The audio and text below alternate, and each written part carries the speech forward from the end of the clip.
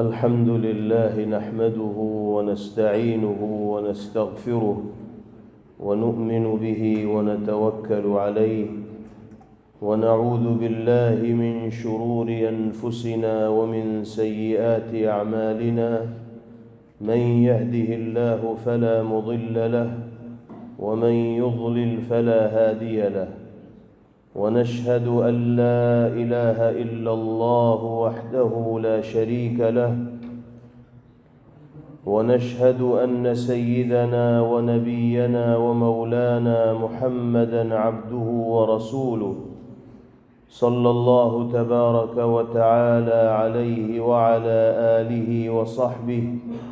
وبارك وسلم تسليماً كثيراً أما بعد،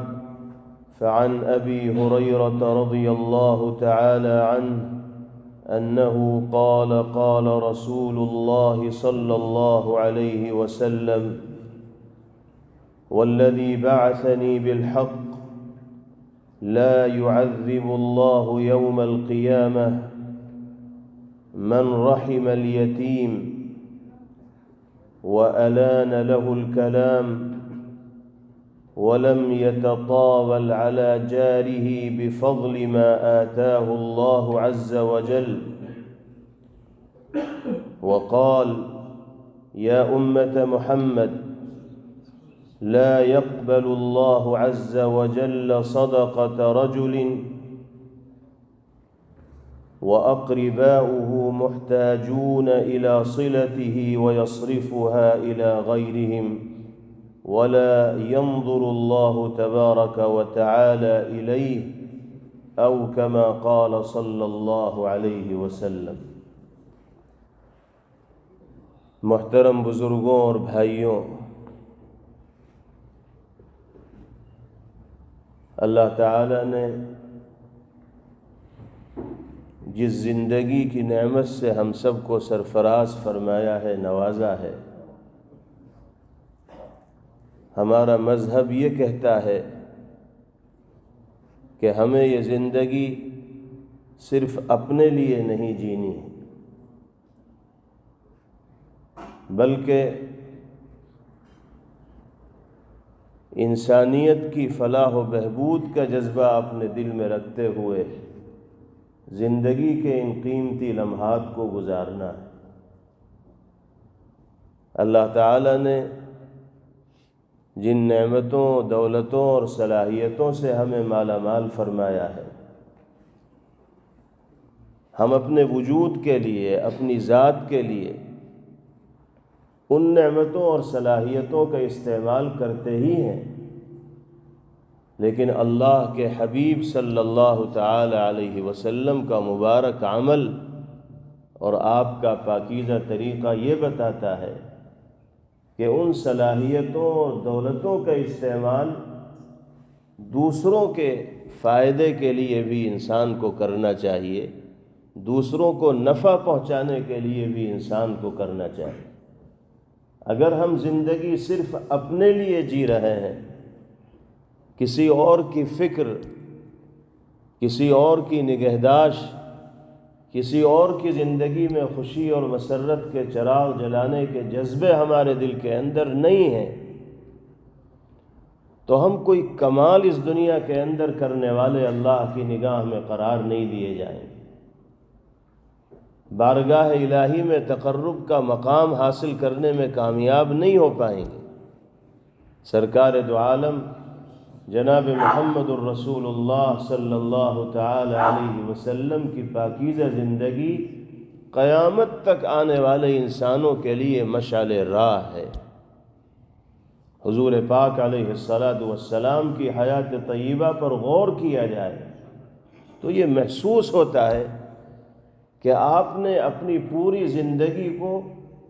اعلاء کلمت اللہ کے لیے، دینی خدمات کے لیے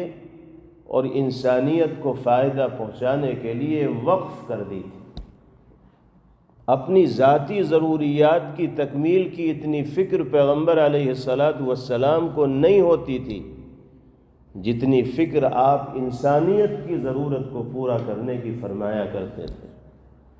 اللہ کے بندوں کا رشتہ اللہ کی ذات کے ساتھ جوڑنے کی جتنی فکر پیغمبر علیہ السلام کو رہتی تھی، اپنا پیٹ بھرنے کی اتنی فکر نبی پاک علیہ السلام نہیں فرماتے تھے۔ یہ کیا چیز تھی؟ یہی وہ سبق ہے جو اللہ کے حبیب صلی اللہ علیہ وسلم نے دیا ہے کہ زندگی جیو صرف اپنے لیے نہیں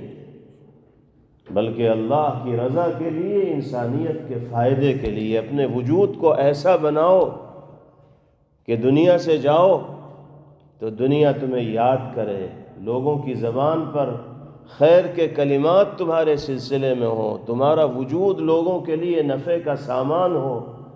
خوشبو کی طرح تمہارا وجود مہکنے والا ہو، اور دور تک تمہاری ذات سے انسانیت کو فائدہ پہنچنے والا۔ حضرات صحابہ رضوان اللہ علیہم اجمعین حضور پاک علیہ السلام کے سلسلے میں کیا ارشاد فرمایا کرتے تھے؟ کان دائم الفکر متواصل الاحزان، مستقل فکر مند رہا کرتے تھے نبی کریم علیہ السلام، اور ایسا محسوس ہوتا تھا کہ کسی خاص قسم کا رنج ہے جو آپ کو گھیرے ہوئے ہے، کوئی فکر ہے جو آپ کے ذہن و دماغ کے اوپر حاوی ہے۔ یہ جو فکر ہے جو محسوس ہوتی تھی پیغمبر علیہ السلام کے چہرے انور سے اور ذات پاک سے، یہ بیلنس بڑھانے کی فکر نہیں تھی، دنیا جمع کرنے کی فکر نہیں تھی، اسباب راحت کو سمیٹنے کی فکر نہیں تھی، بلکہ یہ فکر تھی اللہ کے بندوں کا رشتہ اللہ سے جوڑنے کی۔ یہ فکر تھی ایمان کی دعوت کو عام کرنے کی، یہ فکر تھی انسانیت کو جہنم کے راستے سے بچا کر جنت کے راستے پر ڈالنے کی، یہ فکر تھی ضرورت مندوں کا بھلا کرنے کی، پریشان حال لوگوں کے کام آنے کی۔ اسی فکر کا احساس صحابہ کرام رضوان اللہ علیہم اجمعین فرمایا کرتے تھے۔ تو آپ کی زندگی سے جہاں سینکڑوں تعلیمات و ہدایات دنیا میں بسنے والے انسانوں کے سامنے آئی ہیں، ان میں ایک بنیادی ہدایت و نصیحت یہ ہے کہ ہمیں اور آپ کو صرف اپنے لیے نہیں جینا ہے، بلکہ اپنی ذات کے ساتھ ساتھ دوسروں کی نفع رسانی اور دوسروں کو فائدہ پہنچانے کا جذبہ بھی اپنے دل کے اندر رکھنا۔ اللہ تعالیٰ نے انسان ہونے کی حیثیت سے، قبیلے کا ایک فرد ہونے کی حیثیت سے، فیملی کا ایک ممبر ہونے کی حیثیت سے، خاندان کا حصہ ہونے کی حیثیت سے مختلف ذمہ داریاں ہمارے کاندھوں کے اوپر ڈالی ہیں۔ اللہ کے کرم سے جو مال ہمارے پاس آ رہا ہے، جو دولت ہمارے پاس آ رہی ہے، جو سرمایہ ہمارے پاس آ رہا ہے، بظاہر ہم اس کے مالک ہیں، ہم محنت کرتے ہیں، اللہ اس محنت کو کامیابی تک پہنچاتے ہیں، نتیجہ سامنے آتا ہے، سرمایہ ہمارے پاس آتا ہے، دیکھنے میں ہم اس کے مالک ہیں، لیکن اللہ تعالیٰ نے اس میں بہت سوں کے حصے بانٹ رکھے ہیں۔ جس کا جو حصہ ہے ہمارے ذریعے سے اس تک وہ حصہ پہنچنا چاہیے۔ اگر ہم گھر کے ذمہ دار ہیں تو بیوی بچوں کا نفقہ اور خرچہ ہماری ذمہ داری ہے۔ جائز اور حلال طریقے سے کمائی کر کے جو مال ہم اپنے پاس جمع کر رہے ہیں، اس میں بیوی کا بھی حصہ ہے، بچوں کا بھی حصہ ہے، اور شرعی تقاضوں کے مطابق اس حصے کو دینا لازمی اور ضروری ہے، اور اللہ تعالیٰ اس حصے کو دینے پر بھی انسان کو اجر و ثواب کا مستحق قرار دیں گے۔ جناب رسول اللہ صلی اللہ تعالی علیہ وسلم نے ارشاد فرمایا کہ سب سے بہترین صدقہ، افضل ترین صدقہ وہ ہے کہ جو انسان اپنے گھر والوں کے اوپر خرچ کرتا ہے، بیوی بچوں کی جائز ضروریات کے اوپر خرچ کرتا ہے۔ اگرچہ یہ ہماری ذاتی ضروریات ہیں، لیکن اس کے باوجود اللہ رب العزت والجلال نے ان ضروریات میں خرچ کرنے پر صدقے کے ثواب کا وعدہ جناب رسول اللہ صلی اللہ علیہ وسلم کے ذریعے فرمایا ہے۔ خاندان میں اور فیملی میں جو ضرورت مند حضرات ہیں ان کی ضروریات کو پورا کرنے کی فکر کرنا، یہ بھی ہماری ذمہ داری اور فریضہ ہے۔ سماج و معاشرے میں کمزور طبقے سے تعلق رکھنے والے جو افراد ہیں، یتیم ہوں، مسکین ہوں، بیوائیں ہوں، معاشی اعتبار سے کمزور لوگ ہوں، ان کی اعانت کرنا، ان کی مدد کرنا، ان کی ضروریات کو پورا کرنے کی فکر کرنا، یہ دینی اور ایمانی اعتبار سے ہم سب کا مشترکہ فریضہ اور ذمہ داری ہے۔ سرکار دو عالم جناب رسول اللہ صلی اللہ علیہ وسلم نے ارشاد فرمایا، لعلکم ترزقون وتنصرون بضعفائکم، ہو سکتا ہے جو مال و دولت اور ثروت اللہ نے تمہیں عطا فرمائی ہو، یہ سماج و معاشرے کے کمزور طبقے کے صدقے میں اللہ نے تمہیں دی ہو، اور مال دے کر اللہ نے تمہیں آزمایا ہو کہ تم ضرورت مندوں کا خیال رکھ رہے ہو نہیں رکھ رہے ہو، پریشان حال لوگوں کی مدد کر رہے ہو نہیں کر رہے ہو سکتا ہے اللہ نے انہی کی برکت سے ان نعمتوں سے تمہیں نوازا ہو اور سرفراز فرمایا۔ اس لیے اللہ جس کو جو نعمت بھی عطا فرمائے، اسے جہاں اپنی ذات کے لیے اس نعمت کے استعمال کی فکر کرنی چاہیے، وہیں دوسروں کو فائدہ پہنچانے کا جذبہ بھی مومن و مسلمان ہونے کی حیثیت سے اس کے دل کے اندر ہونا چاہیے۔ سیدنا حضرت ابو ہریرہ رضی اللہ تعالی عنہ اسی مضمون سے متعلق جناب رسول اللہ صلی اللہ علیہ وسلم کا ایک ارشاد گرامی نقل فرماتے ہیں۔ حضور پاک علیہ السلام کی زبان مبارک سے ادا ہونے والے کلمات عالیہ اتنے جاندار ہوتے ہیں اور علوم و معارف کا ایسا سمندر اپنے اندر سموئے ہوئے ہوتے ہیں کہ ایک مختصر سے جملے کی تشریح اگر انسان کرنا چاہے تو اس کی زندگی ناقص دکھائی دے گی، پیغمبر علیہ السلام کی زبان مبارک سے ادا ہونے والے جملوں کا حق نہیں ادا ہو پائے۔ حضرت ابو ہریرہ رضی اللہ عنہ آپ کا ارشاد گرامی نقل فرماتے ہیں، آپ نے فرمایا،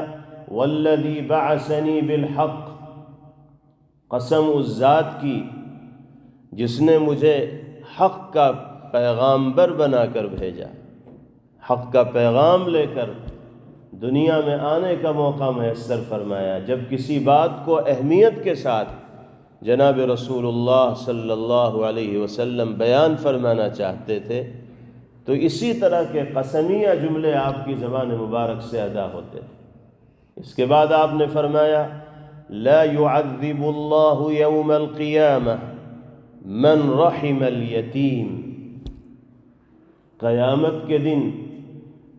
اللہ ان لوگوں کو عذاب نہیں دیں گے جو یتیموں کے ساتھ شفقت و رحمت و مہربانی کا معاملہ کرنے والے ہوں، وَأَلَانَ لَهُ الْكَلَامِ، ان کے ساتھ نرم گفتگو کرنے والے ہوں، وَلَمْ يَتَطَاوَلْ عَلَى جَارِهِ بِمَا آتَاهُ اللَّهُ عَزَّ وَجَلَّ، اور جن نعمتوں سے اللہ نے ان کو نوازا ہے ان نعمتوں میں سے کچھ حصہ اپنے ضرورت مند بھائیوں کو دینے میں بخل و کنجوسی کا مظاہرہ کرنے والے نہ ہوں۔ یہ تین صفات جن خوش نصیب انسانوں کے اندر ہوں گی، حضور پاک علیہ السلام فرماتے ہیں کہ یوم قیامت، روز حشر،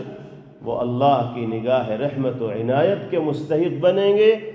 عذاب خداوندی سے ان کو نجات میسر ہوگی، جہنم سے خلاصی کا پروانہ ان کو ملے گا، اور جنت میں داخلے کی شہادت و سند ان کو عطا کر دی جائے گی۔ اس سے بڑی کامیابی انسان کے لیے اور کیا ہو سکتی ہے کہ وہ اللہ کی نگاہ رحمت کا مستحق بن جائے اور عذاب نار سے خلاصی اس کا مقدر ہو جائے۔ حضور پاک علیہ السلام نے عذاب الہی سے نجات حاصل کرنے کے لیے جن اعمال کو وسائل کے طور پر ذکر فرمایا ہے، آپ اگر ان پر غور کریں گے تو اس کا تعلق انسان کی اسی ذمہ داری کے ساتھ ہوگا کہ ہمیں صرف اپنی ذات کے لیے نہیں جینا ہے بلکہ دوسروں کے لیے جینے کا سلیقہ سیکھنا ہے۔ یتیموں کے ساتھ ہمدردی، مہربانی، رحمت و کرم کا معاملہ ہو، یا ان کے ساتھ نرم انداز میں گفتگو کرنا ہو، یا پڑوسیوں کے ساتھ حسن سلوک کا مظاہرہ کرنا ہو، یہ تینوں کے تینوں امور وہ ہیں کہ جن کا تعلق دوسروں کے ساتھ ہے۔ ہم اپنا عمل اللہ کے ان بندوں کے ساتھ اچھا رکھنے والے ہوں گے تو اللہ کی نگاہ رحمت کے مستحق بنیں گے۔ ایک صحابی جناب رسول اللہ صلی اللہ علیہ وسلم کی خدمت عالیہ میں حاضر ہوئے اور عرض کیا کہ یا رسول اللہ، میں اپنے دل میں بڑی قساوت، سختی اور شدت محسوس کرتا ہوں، اور مجھے اس کا بڑا احساس ہے کہ میں قلبی اعتبار سے اتنا سخت مزاج کیوں ہوں؟ آپ نے فرمایا، کیا تم قلبی اعتبار سے رقت و رفق چاہتے ہو کہ نرم ہو جائے دل؟ عرض کیا کہ جی ہاں یا رسول اللہ، یہی میری خواہش و آرزو اور تمنا ہے۔ فرمایا، امسح الیتیم، یتیم کے سر پر شفقت کا ہاتھ رکھو، اللہ تمہارے دل کو بھی نرم کریں گے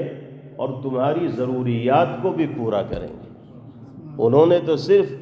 دل کی سختی کی شکایت پیغمبر علیہ السلام سے کی تھی، آپ نے وہ نسخہ ان کے سامنے بیان فرمایا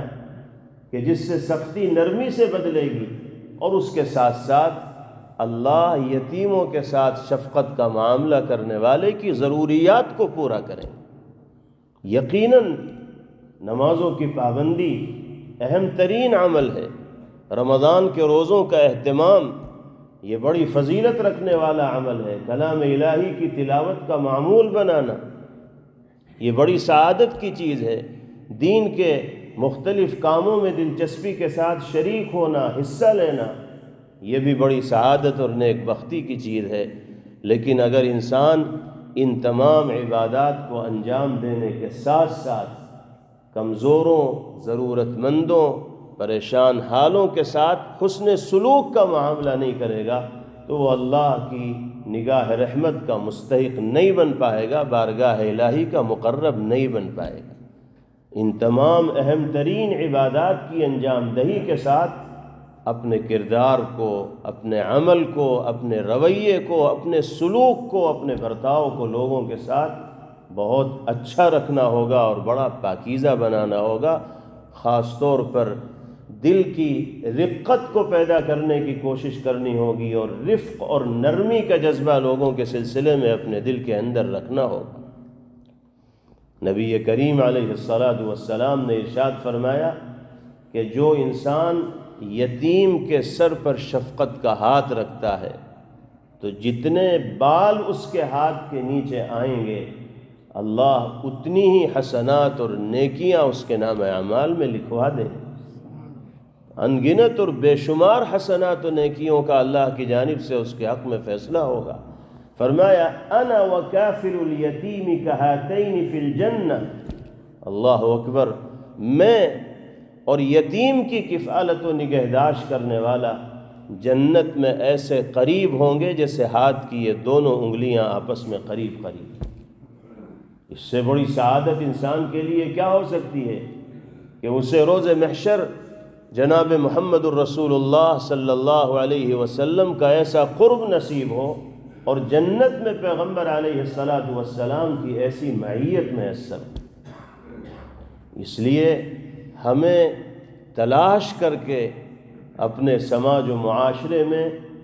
یتیمی کے دور سے گزرنے والے لوگوں کی نگہداشت اور نگرانی کا فریضہ انجام دینا چاہیے۔ اس تلاش میں نہ رہنا چاہیے کہ کوئی ضرورت مند یتیم ہمارے پاس آئے گا اور ہم اس کی ضرورت پوری کریں گے۔ ہمیں ایسے ضرورت مندوں کی تلاش میں رہنا چاہیے، کیونکہ اگر ہمارے ذریعے سے ان کی اعانت ہوگی تو اس کا نفع ہمیں اور آپ ہی کو میسر ہوگا، اس کا نتیجہ ہماری اور آپ ہی کی زندگی میں کامیابی کی شکل میں اللہ کی جانب سے ظاہر کیا جائے گا۔ ایک ایمان والے کے لیے، ایک انسان کے لیے کسی ایک ضرورت مند اور یتیم کی کفالت کر لینا، ان کے خرچے کی ذمہ داری لینا کوئی مشکل کام نہیں۔ اللہ نے اگر ہمیں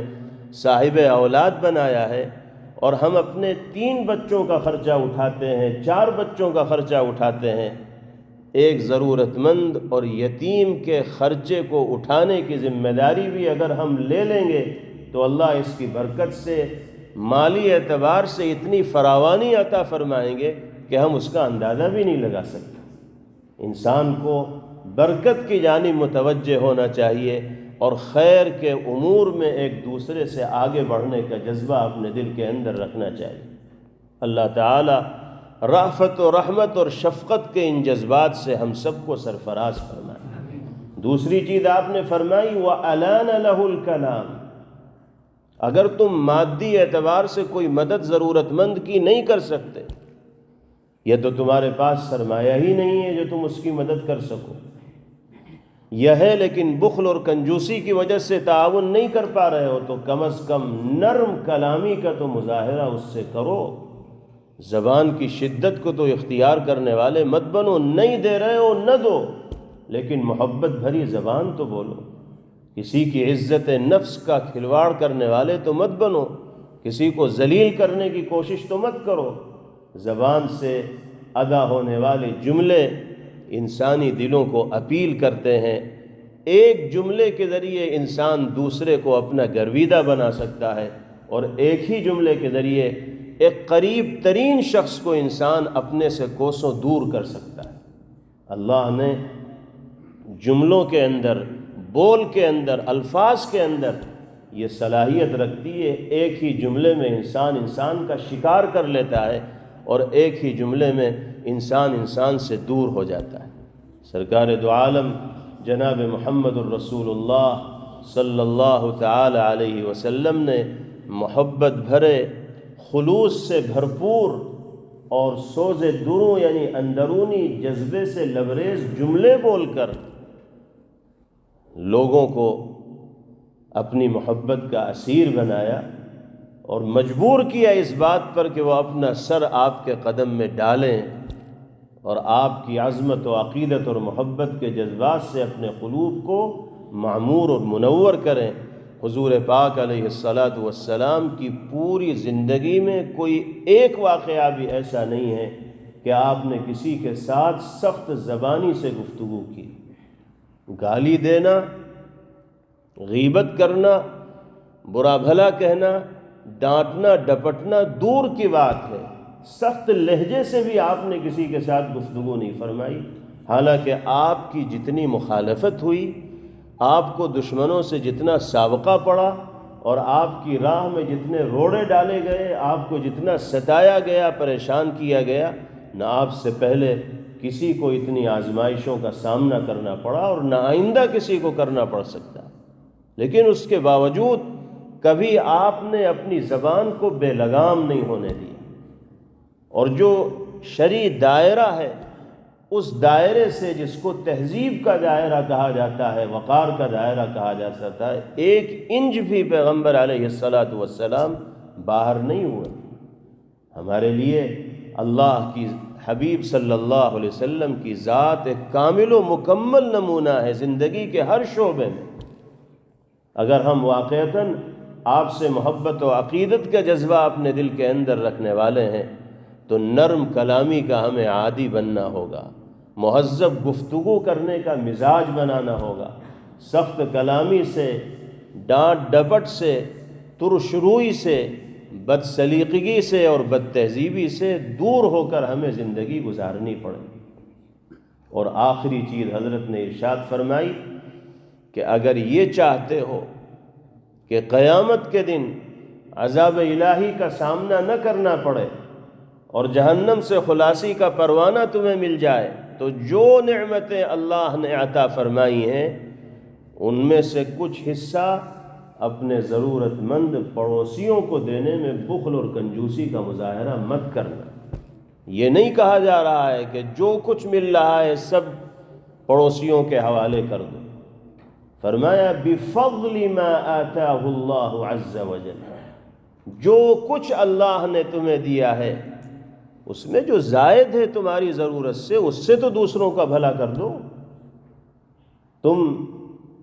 صبح و شام پیٹ بھر کھانا کھا رہے ہو اور تمہارے پڑوسی کو ایک وقت پیٹ بھر کھانا میسر نہیں، تو پھر تمہارا یہ ایمان حقیقی ایمان کہے جانے کے لائق نہیں ہے۔ حضور پاک علیہ السلام نے ارشاد فرمایا کہ بخدا وہ شخص مومن نہیں جو پیٹ بھر کھانا کھائے اور اس کا پڑوسی بھوکا سو جائے، چاہے وہ کتنا ہی پکا نمازی ہو، روزے دار ہو، دین کے دیگر تقاضوں کے اوپر عمل کرنے والا ہو، لیکن اگر پڑوسی کی اس ضرورت کو وہ پورا نہیں کر رہا ہے تو پیغمبر علیہ السلام نے فرمایا اس کے ایمان کا کوئی اعتبار نہیں۔ ایمان کا تقاضا صرف عبادات کے شعبے میں دلچسپی لینا نہیں ہے، بلکہ ایمان کا تقاضا عبادات، معاملات، معاشرت، اخلاق، زندگی کے ہر شعبے میں دلچسپی کا مظاہرہ کرنا اور ایمانی اور نبوی ہدایات کے اوپر عمل کرنا۔ اس کے بعد آخری جملے میں نبی پاک علیہ السلام نے ارشاد فرمایا یا امت محمد، عجیب بات بیان فرمائی، لا يقبل الله عز وجل صدقة رجل وأقرباؤه محتاجون إلى صلته ويصرفونها إلى غيرهم۔ فرمایا اے امت محمد، کان کھول کر سن لو، قسم اس ذات کی جس نے مجھے حق کا پیغمبر بنا کر بھیجا ہے، اللہ ایسے لوگوں کے صدقات کو قبول نہیں فرمائیں گے جن کے رشتہ دار ان کی جانب سے صلہ رحمی کے محتاج ہیں اور یہ دوسروں کے ساتھ صلہ رحمی کرتے پھر رہے ہیں، رشتہ داروں کو بھولے بیٹھے۔ لا ينظر اللہ الیہم عز وجل، اللہ ایسے لوگوں کی طرف نگاہ رحمت نہیں فرمائے۔ صلہ رحمی کا تعلق صرف مالی تعاون کے ساتھ نہیں ہے، بلکہ ہر طرح کے اچھے سلوک اور برتاؤ کے ساتھ ہے۔ اس جملے کے ذریعے جہاں جناب رسول اللہ صلی اللہ علیہ وسلم نے یہ فرمایا کہ ہماری پہلی ذمہ داری اپنے ضرورت مند رشتہ داروں کی ضروریات کو پورا کرنے کی ہے، دوسرے ضرورت مندوں کی ضروریات کو پورا کرنے کی ذمہ داری ثانوی درجے کی ہے۔ ہمارا چچا زاد بھائی پریشان حال ہے اور ہم کسی دوسرے ضرورت مند کی مدد کر رہے ہیں، اس چچا زاد بھائی کی مدد نہیں کر رہے ہیں۔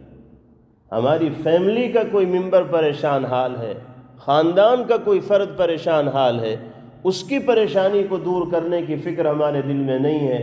اور دوسرے جن سے ہمارا کوئی قرابت داری کا تعلق نہیں ہے ان کی ضروریات کو پورا کرنے کی فکر میں ہم لگے ہوئے ہیں، تو ہم اول درجے کی چیز کو چھوڑ کر ثانوی درجے کو پورا کرنے کی کوشش کر رہے ہیں۔ یہ عقل مندی نہیں ہے۔ اگر ہر آدمی اپنے رشتہ داروں کے حوالے سے اس اعتبار سے فکر مند ہو جائے تو کسی دوسرے کو باہر والوں کے سلسلے میں سوچنے کی بھی ضرورت نہیں پیش آئی۔ ہاں ضرورت ہوگی تو یقیناً دوسروں کے سلسلے میں بھی خیر کا کام کیا جائے گا، ان کا بھی تعاون کیا جائے گا، ان کی بھی مدد کی جائے گی، لیکن اپنے ضرورت مند رشتہ داروں کی مدد کرنا یہ اولین ذمہ داری۔ جناب رسول اللہ صلی اللہ علیہ وسلم نے ارشاد فرمایا کہ ضرورت مند رشتہ دار کو صدقہ کرنا دوہرے اجر کا باعث ہے، ایک اجر تو صدقے کا اور دوسرا اجر صلہ رحمی کا، رشتہ ناتوں کا پاس و لحاظ رکھنے کا۔ یہ دوہرا اجر کسی غیر رشتہ دار کی مدد کی شکل میں انسان کو میسر نہیں ہو سکتا، چاہے کتنا ہی بڑا تعاون کیوں نہ کر رہا ہو، اور یہاں چھوٹا تعاون بھی اگر کرے گا تو دوہرا اجر اسے ملے گا، ایک صدقے کا اور دوسرے صلہ رحمی کا۔ تو ایک بات آپ نے یہ ارشاد فرمائی، صلہ رحمی کا تعلق صرف مالی تعاون کے ساتھ نہیں ہے، صلہ رحمی کا تعلق ہر طرح کے بہترین سلوک کے ساتھ ہے۔ اگر رشتہ داروں سے ہمارا جھگڑا ہے، لڑائی ہے، ان سے ہم بات کرنے کو تیار نہیں اور دوسروں سے دوستیاں گانٹھ رہے ہیں،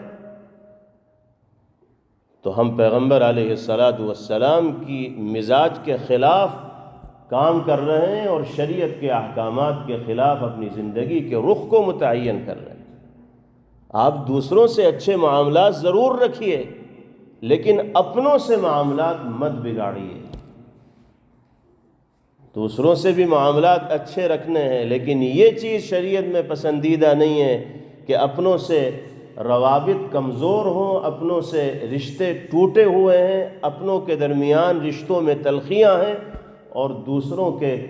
ناک کے بال بنے ہوئے ہیں، بغل کے بال بنے ہوئے ہیں، بہت قریبی ہیں، ہر مشورے میں شریک ہیں، خوشی اور غمی کے مواقع پر دکھائی دے رہے ہیں، اور سگے بھائی کے ساتھ کھڑے ہوئے ہم دکھائی نہیں دیتے، ایک غیر کے ساتھ ہر موقع پر کھڑے ہوئے ہم دکھائی دے رہے ہیں، تو یہ ہمارا رویہ اللہ اور اس کے رسول صلی اللہ علیہ وسلم کی نگاہ میں پسندیدہ نہیں ہے۔ اخیر میں پیغمبر علیہ السلام نے فرمایا لا ينظر اللہ الیہم عز وجل، ایسے لوگوں پر اللہ رحمت کی نگاہ نہیں فرمائے۔ حضور پاک علیہ السلام کی یہ حدیث پاک انسانی خدمت کے باب میں اور ایک دوسرے کے ساتھ حسن سلوک اور بہترین رویے کو اختیار کرنے کے معاملے میں شہادت و سند کا درجہ رکھنے والی ہے اور بڑے وسیع مفہوم کو اپنے اندر لیے ہوئے ہے۔ اللہ تعالی ہم سب کو اس حدیث پاک سے ثابت ہونے والے مضامین کو سمجھنے کی اور اس کی روشنی میں زندگی گزارنے کی توفیق نصیب فرمائیں۔ وآخر دعوانا ان الحمد للہ رب العالمین۔